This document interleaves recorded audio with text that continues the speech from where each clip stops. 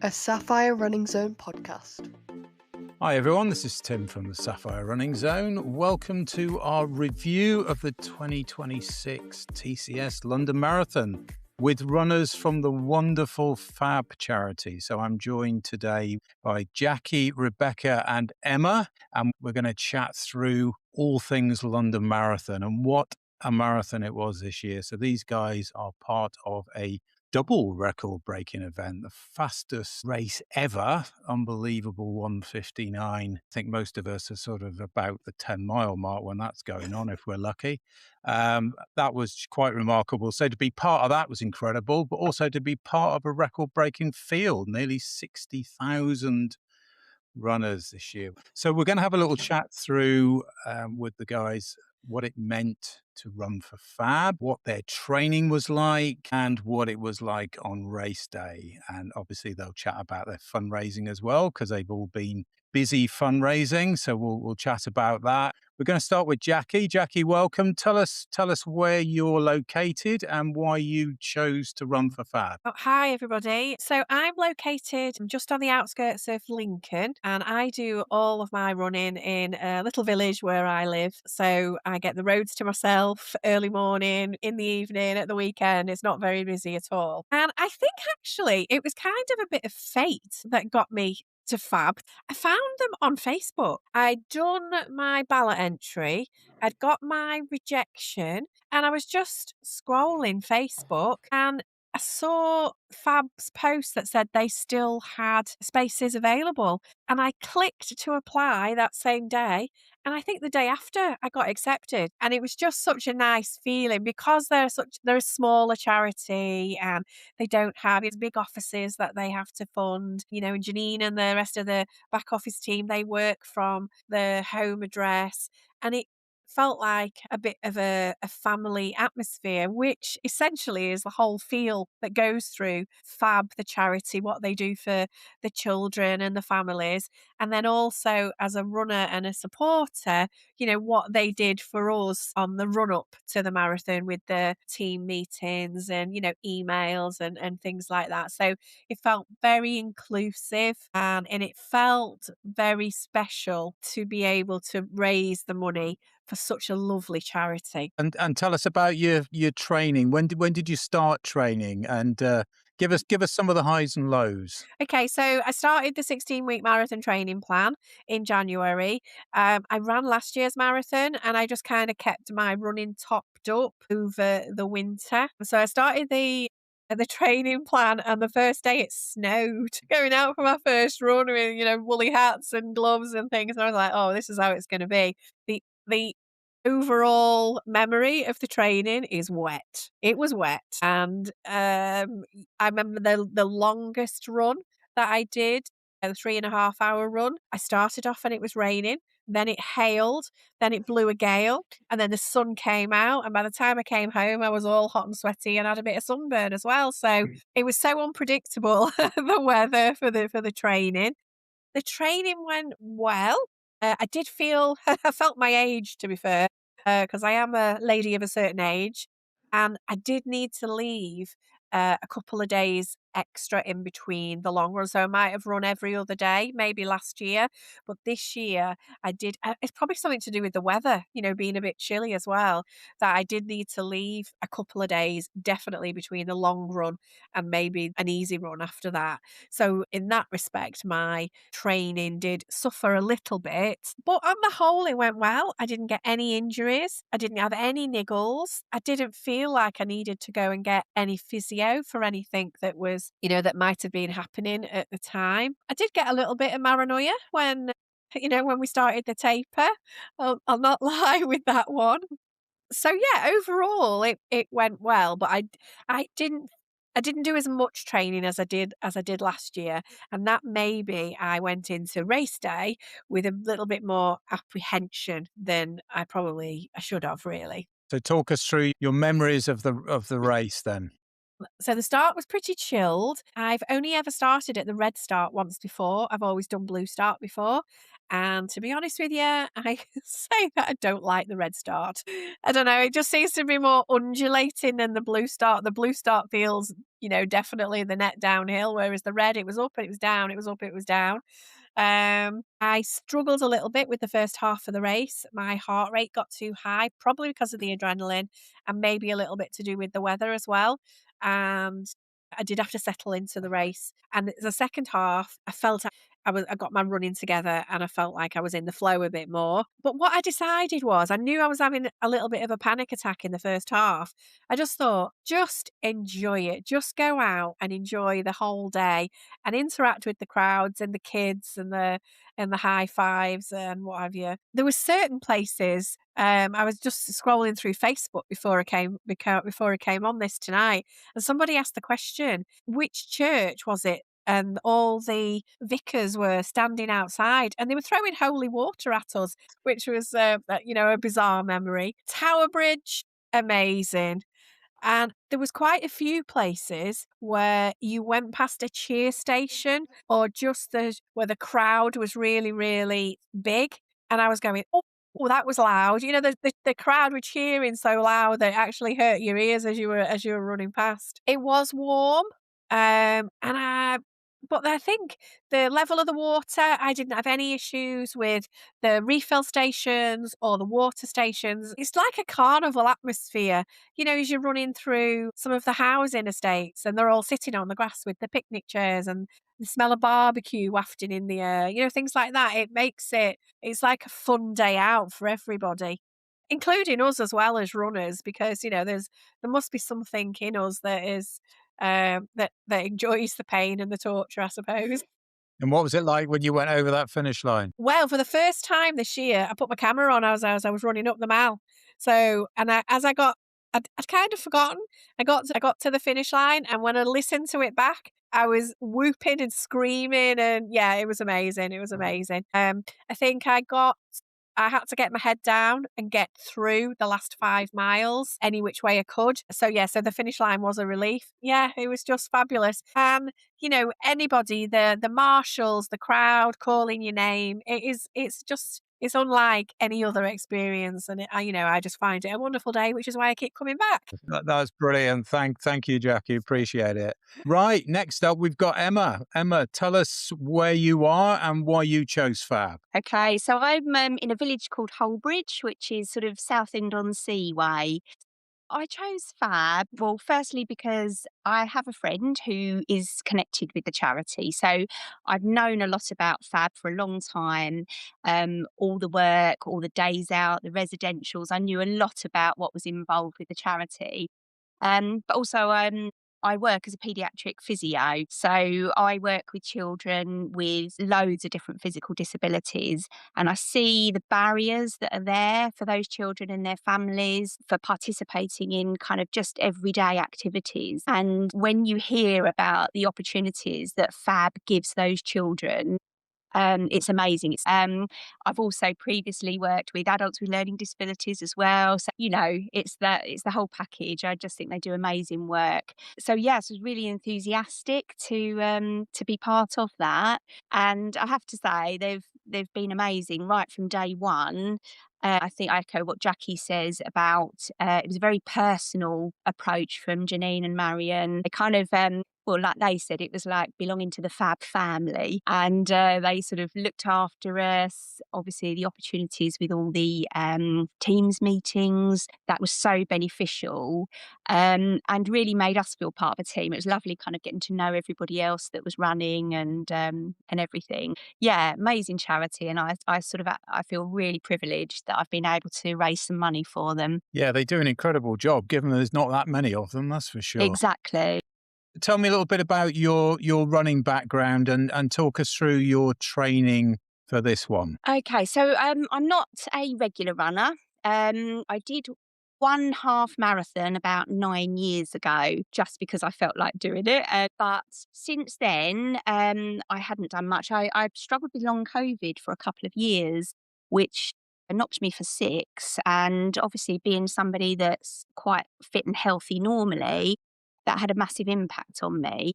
Obviously, I've been getting better, and I think it was almost something that I wanted to prove to myself that I had the physical fitness and wanted to give myself a goal. I turned 50 this year, so it was another thing that I thought I'd really like to do this, tick it off my bucket list. So I started training. I got the place beginning of May and went out really enthusiastic. Thought I've got a whole year to train, so I can take this really gradually, but obviously going a little bit too fast, probably. And I think middle of June, I ended up with tendonitis in my hip, which was really painful.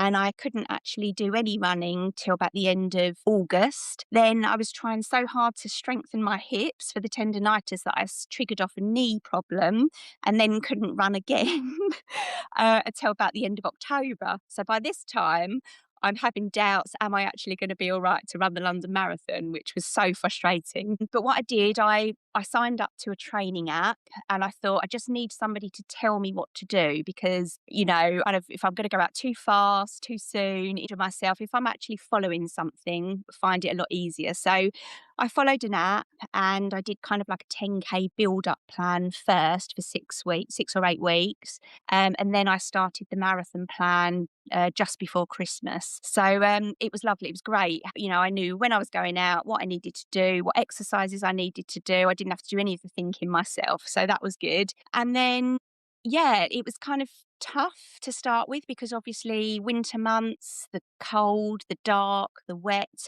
I was always kind of somebody that enjoyed going out really early in the morning. Had a couple of times where I fell over and injured myself because it was dark. It was really nice, sort of just working through it, ticking off the runs, seeing that you were gradually building up your distance. I think the only thing as we started to get to the kind of the longer runs, then the kind of nerves come in a little bit more because you've had a really tough long run. And then you think, oh my goodness, next week I've got to do another 15 minutes on top of that or another half an hour. So it's that kind of apprehension. But yeah, it was great. Once you'd done it, it was a confidence boost and yeah, really good. I was a little bit concerned because obviously I only got up to 19 miles in my training. So I was thinking, oh, I've got another 7.2 to find from somewhere and am I going to be able to do it? So that was kind of quite daunting. But yeah, apart from that, everything went really well. Good, good. And talk us through race day. Well, it started off a bit of a nerve-wracking morning because found out that there was going to be some works on our train line between two stations and there was replacement buses. So at the last minute, I had to change all my travel plans, which I didn't need on that morning. But kind of managed to do that all right. Joined the crowds of people from Greenwich Station. Decided to stop in a pub on the way because thought, oh, actually, I really need the toilet.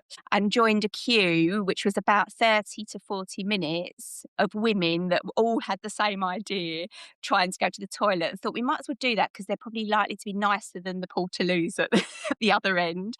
But yes, but then obviously getting a little bit anxious of time. So then when we got there, yeah, it was all quite straightforward, all well organised. Joined another toilet queue. And that really kind of used up most of my time. So then I'm panicking because I didn't have enough time to warm up properly. And then I was struggling with the reception, couldn't get a live location to share with my family. So all those things, I'm in the pen trying to madly get on my phone, keep trying to kind of get my Garmin to share. But once I crossed the start line, you sort of just relax into it. And yeah, it was amazing. Obviously, it was kind of a new thing running with so many people around you. And it was kind of trying to navigate, do you know what I mean? Those people that are stopping in front of you. And that was quite stressful. But I was trying really hard to kind of take everything in around me as I went. The crowds were absolutely out of this world. Like I've said, there was a sort of a real personal element there where they really kind of shouting at you and willing you on. And I found myself just waving to people and saying thank you constantly the whole way round. And yeah, I suppose kind of reaching Cutty Sark, that was kind of a highlight. And then obviously Tower Bridge was just an amazing atmosphere. Obviously got harder. I think I hit mile 19 and then psychologically I thought I've never run further than this before in my life. So how's it going to be?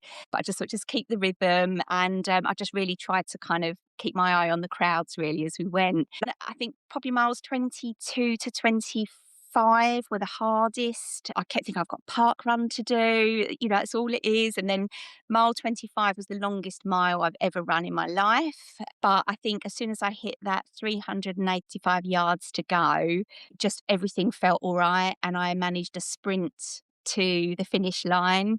And I remember shouting, "Oh my God, I've done it!" as I crossed the line. It's just an immense feeling, and I can't stop reflecting on it really. And I honestly think I smiled the whole way round the marathon. All the pictures I've seen have come through. I've got this massive grin on my face. So I don't know whether that was a coping mechanism, telling myself you're okay and you're enjoying it. But no, it was brilliant. It was a fantastic day. I'll always remember. Rebecca, tell us where you're located and why you chose Phab. So I'm located in Ashford in Kent, and one of the reasons I chose Phab to run for is I have a brother that has Down syndrome. So he obviously needs opportunities to integrate with disabled children and non-disabled children, and we don't have a lot of that down in the southeast, to be honest.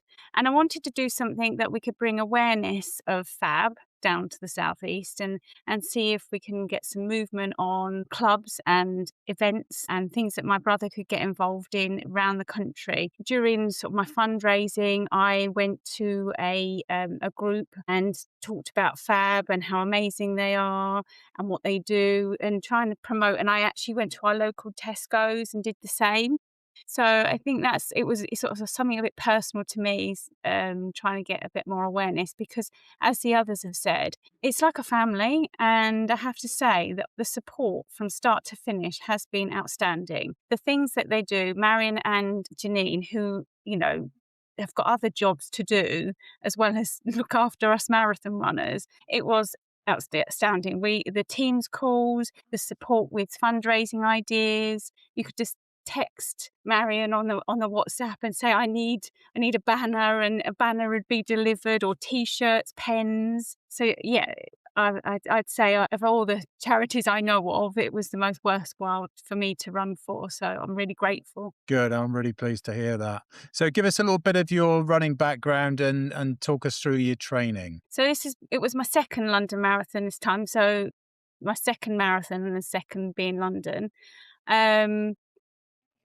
The training on and off, good bits and bad bits. It's a bit like Emma. I started off, I was at a certain level of running and I thought, yeah, I'm going to do this fine. Then I had problems with my knee, to the point I had to go and have an MRI on my knee. And they sort of said that I had some cartilage damage, that basically I could run because it wasn't going to get any worse, but it's never going to get any better. So we persevered. So I thought that's good. It wasn't going to damage myself anymore because I obviously didn't want to run and give myself damage for life. And from there on, I felt a bit more settled because I knew what the problem was, and the rest of the training went fairly well actually. Apart from, like the others said, dark mornings, so much rain. I had to buy myself a better running jacket because I was fed up of getting soaking wet every time I was going out. And then, till about really probably the last couple of weeks, probably like after taper, like when you start to taper, all the niggles, the paranoia started to surface.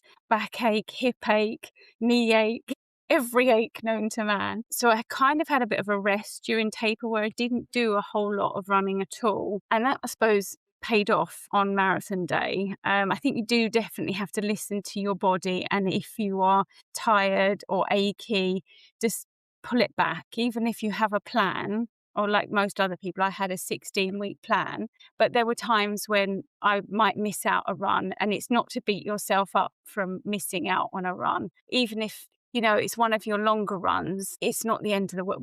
Missing one or two is not the end of the world. And I think you have to sort of come to terms with that a bit on your plan, because I think you're so focused during it that you kind of think, oh no, I have to go out, whereas you don't really. It's better to stay in and listen to your body than force yourself out. Yeah, totally agree. That's absolutely right. The training plan is a guide. The principles are all in there, but it is a guide. And you're absolutely right. Some people just sort of absolutely focus on every minute detail, and that isn't the way to do it at all. Right. So training went well. What was it like on race day? So I think because I loved the first time so much, like it was the most amazing experience. I kind of had a lot of high expectations that I was really excited to do it again because I loved it so much the first time. But at the same time, I was apprehensive that I wasn't going to enjoy it as much. So I was thinking, I hope it lives up to my expectations. So I think a little bit of that made me a little bit nervous about doing it the second time. And so I was a little bit apprehensive. And I wanted to kind of do a bit better than I did the first time. In my head, I thought I've got more in me, and I went a bit party the first time. I was like stopping, photographing everything the first time. And this time I was like, no, I'm going to take it a bit more seriously. The start was good. I got into quite a nice rhythms fairly early on. It was hot. I don't like running in the warm. I much prefer going out there at 2 degrees and being freezing cold than it was what it was like on Sunday. So I think that made me a little apprehensive. But I had a strategy for taking on water, so it was fine. And the crowd, like the others have said, were amazing. I mean, I don't think there was hardly any of the course where there wasn't somebody cheering you on, having your name on your shirt. Everyone just calls out your name, and it does spur you on all the way around. There's iconic when you get to Cutty Sark. It's amazing. The crowds. I remember going to watch my dad run around the Cutty Sark and it not being like it is now. It's phenomenal. And then you get obviously to Tower Bridge, again, the cheer station. I think I saw the cheer station just as I was coming off. So I think I gave a backward way, but there was lots of people there from Phab cheering everyone on. And then like Emma said, then you come to the difficult bits, going around Canary Wharf where you have to go sort of round, and then mile 20 hits. And you think, well, I haven't done this for a long time. And I must admit, I did struggle from about mile 22 to 25. And if it wasn't for the crowd, I think I'd have walked a lot. But I thought, no, I can't let myself down. I know I can do it. I've done it before. And listening to your name and people say, you know, you've got this, you can do it, you're nearly at the end, really makes a difference. And then you're at 385 yards to go and you're like, oh my gosh. And I remember running up the mile. I didn't sprint up it like Emma did, thinking, oh my God, I'm never doing this ever again. That lasted about half an hour after I finished. You've already applied for the ballot, have you? I think I'd applied before I actually did the race. But if I'd have gone in at that point, I was like, oh my goodness, I don't think I could do it. But yeah, when you cross the line, is something else. You're so emotional. I said to the lady that gave me my medal, I said, can I give you a hug? Because I was so emotional about it. And I just literally couldn't wait to speak to my husband and say I've done it. And, you've got all these people, like you've got all your friends and family that are on the course cheering you on, and you know that they're watching you on the app running around, and it's just it is something else. Well, I appreciate that, Rebecca. It's it's an unbelievably emotional moment. When I did my first one, I cried relentlessly from about mile 25. Just very briefly, let's just have a quick couple of minutes on the fundraising. Jackie, start us off. Have you got any tips from your fundraising that you can share with people? So I did 2 concerts. Well, no, I planned to do 2 concerts. One of the concerts got rained off. The premises that we were doing it in got flooded, so we couldn't do one of them. And then the second one, that one went ahead. So I had an afternoon tea type of concert. Someone came in, did a bit of singing, and everyone got an afternoon tea and a scone. And it was just a lovely afternoon. The other thing that I did was I emailed local businesses. I was looking for corporate sponsors.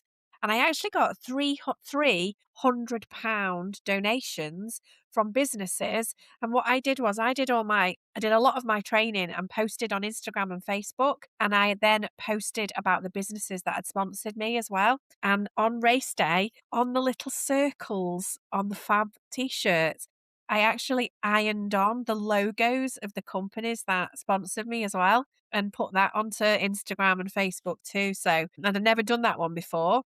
And then another thing that I'd never done before, which has been really successful, was a bonus ball, 50 numbers, £10, pick a number, and a chance to win £100 for for the people. So it wasn't a sponsorship; it was a donation and a chance to win yourself. So that was really popular as well. One I'd done before, two were new this year, and I think I'd probably extend the corporate stuff. Wow, that's fantastic. It's a great idea that. The others certainly add value from their £100, didn't they, with all Yeah, that profile? That's a great idea. yeah. Brilliant. Emma, what have you got? Well, I'd say kind of my main tip to anybody that is going to be doing it next year is to start early.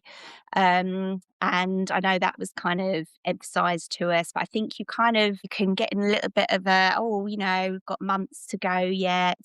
But actually, if you can get your fundraising done as early as possible before you start your marathon training, it's a whole heap of pressure off your shoulders and you can just focus on the running then and not have it hanging over you. But I was actually quite nervous about the fundraising because I think if you're the kind of personality, you're not quite extrovert, maybe kind of doing some of these kind of quiz nights and things like that, it's quite daunting. And I'm sort of a little bit like that. I was kind of dreading it a bit, but obviously I got it out there on social media first. So sort of the first lot was kind of sponsorships that came in. And then I did like a fundraising card. It was like name the gnome, £5 a name, and then the winner wins £50. Well, being as it's all your friends that are doing it, more often than not, your friend will turn around and say, no, keep the money, so the prize money and that, which they did. So I had quite a nice little bit of money from that. I did do a bingo afternoon. So it's a bingo afternoon, then sort of did loads of homemade cakes, sold tea and cakes, and did a raffle as well. So that was kind of quite a nice chunk that came in from that. And then what I did kind of all the way through was the selling items on Vinted. So asking people for donations, anything they'd take to charity shop. And you're not raising loads in one go, but it's something you can just have ticking along in the background. And 3 or 4 items I put on each week, and it just kept your profile up there. And it's amazing actually how that all mounts up and gave me quite a good bulk of my fundraising from that. And then obviously I think it's about, as you start your actual marathon training, posting those updates on social media so people can see you've been out there in the freezing cold, in the dark, in the wet, really kind of play on that side of things. And then people obviously want to donate. So, yeah, I think it's been good. I think obviously having the Phab team meetings was really useful for fundraising because it's really lovely of everybody to share all their ideas. Yeah, just gave you things really you perhaps hadn't thought about yourself. So I think that was really useful. Yeah, that's one of the advantages of having those meetings, isn't it? Because you're not in competition, and Yeah. sharing ideas with each other is just a great way of doing it. Now that's excellent. Rebecca, what tips have you got? So yeah, like Emma, definitely start early. So I did a cake sale with a raffle. So for the raffle, I wrote to all of like the local businesses in Ashford. I got a lot of no's, but I actually got a lot of yeses, even from big companies to try. Sainsbury's, Tesco's. Tesco's are really good. They do like hampers and everything for raffles and give you lots of support. But yeah, Lindt chocolate. So literally just email everyone and had I think from the raffle I got about £700. So that gave me a really good boost to start with. I then did a charity band night. So that went really well as well. I also did guess my marathon time at work for to win a voucher. That was another way of increasing my donations using social media. But you just keep going at it, really. Have different ideas. Not assume that you can get it all from just your friends and family. I think you do need to think about doing some sorts of events and other means of getting your money for the charity. 'Cause I think it's stressful, and people at the moment, it's not the easiest times. So I think things where people sort of get something out of it, that they're more willing to donate. So like raffles and going to events are much more popular. A lot of people are just saying, I'll just set up a fundraising page, stick it on my socials, and life will be fine. It's tough out there. You said it, Rebecca, it's hard out there at the moment, and it's going to get increasingly difficult, I think. So you have to work at it. You have to give people something back, generally speaking, not everybody, but generally. Guys, I really appreciate you coming on. I really appreciate your honest feedback from your training, your memories of the day, and those fundraising tips. That was really good. And if anybody's out there thinking about running for Phab next year, where you're in competition with these three straight away, because I suspect they'll all be applying for a place. But no, really appreciate you coming on. Thank you. Thank you, Tim. Thank you. Thanks for listening to this Sapphire Running Zone podcast. Keep checking back as we have lots more podcasts coming soon.